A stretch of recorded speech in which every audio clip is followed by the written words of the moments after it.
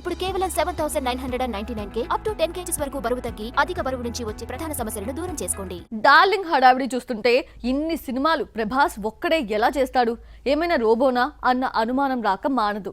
పాత తరం హీరోస్ ఒకేసారి 4-5 సినిమాలు చేసేవాళ్ళు. ఇప్పటి జనరేషన్ హీరోస్ లో ఇది చూడలేదు. ప్రభాస్ లో ఆనాటి హీరోల వర్కింగ్ స్టైల్ కనిపిస్తోంది. ఎలా అంటారా? Have a look. Prabhas lineup చూస్తుంటే ఒక్కడు ఎన్ని సినిమాలు ఎలా చేస్తాడు, మనిషేనా అన్న డౌట్ రాక మానదు. ప్రభాస్ చేతిలో ఉన్న కల్కి షూటింగ్ పూర్తి చేసుకుని జూన్ 27న రిలీజ్ కు రెడీ అవుతోంది.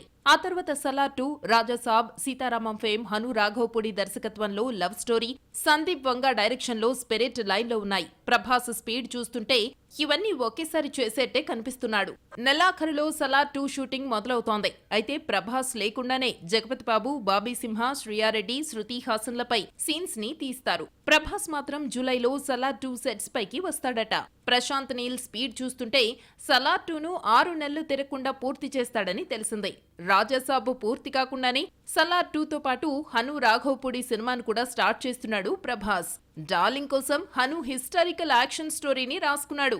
సినిమాను సెప్టెంబర్లో స్టార్ట్ చేస్తారని తెలిసిందే.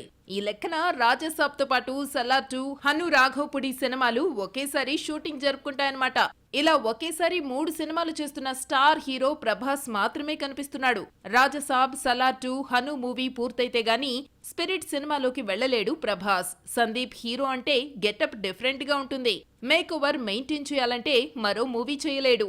ఈ లెక్కన స్పిరిట్ ఈ ఏడాది చివర్లో లేదంటే 2025 మొదట్లో మొదలవుతుంది. ఈ ఏడాది కల్కితో వస్తున్న ప్రభాస్ 2025లో రాజసాబ్, సలార్ 2తో రానున్నాడు.